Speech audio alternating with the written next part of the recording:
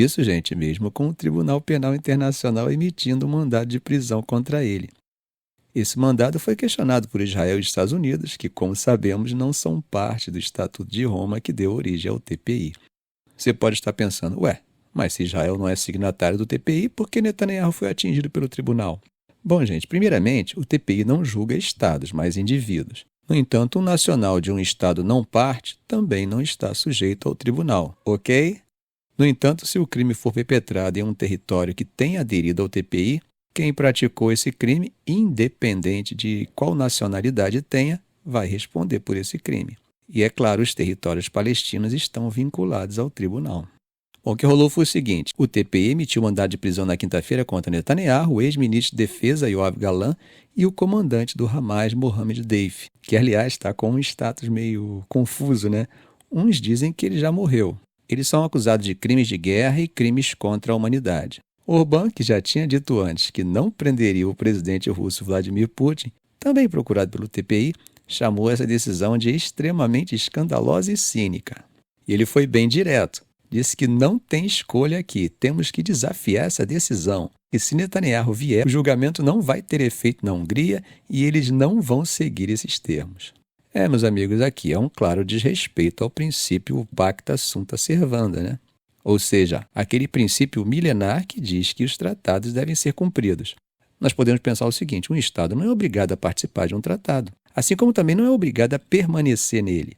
O Estado que não quer mais participar deve denunciar o tratado, cumprir os trâmites de saída, como foi o caso do Reino Unido em relação à União Europeia.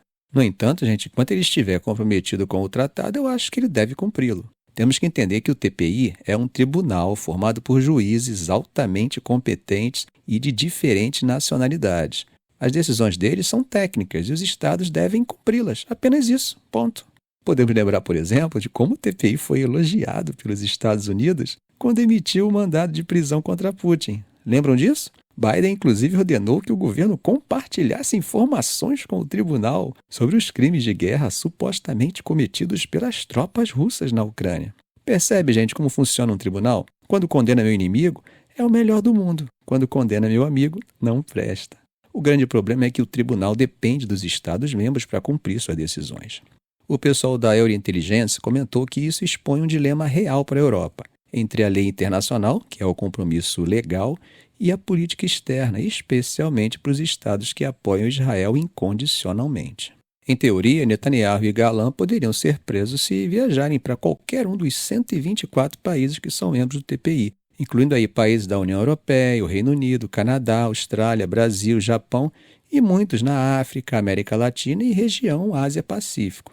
Mas na prática a coisa não é bem assim. Eles ainda podem ir a países que, como Israel, não são signatários do Estatuto de Roma, como Estados Unidos, China, Índia e Rússia. Netanyahu, é claro, disse que os juízes são antissemitas e que as acusações do TPI são absurdas e falsas. E os Estados Unidos, que são o maior aliado de Israel, dessa vez se mostraram contrários, dizendo que discordam profundamente da decisão. A China, curiosamente, não criticou diretamente os mandados, mas o porta-voz do Ministério das Relações Exteriores, Lin Jian, disse que espera que o tribunal mantenha uma posição objetiva e justa.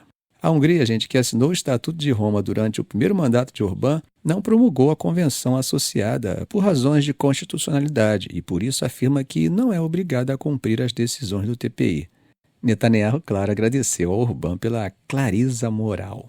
Já do lado da União Europeia, o chefe de política externa, Joseph Borrell, com base na legalidade, disse que as decisões do tribunal têm que ser obrigatórias. Não é uma decisão política, disse ele, é uma decisão de um Tribunal de Justiça Internacional e deve ser respeitada e implementada. Ponto.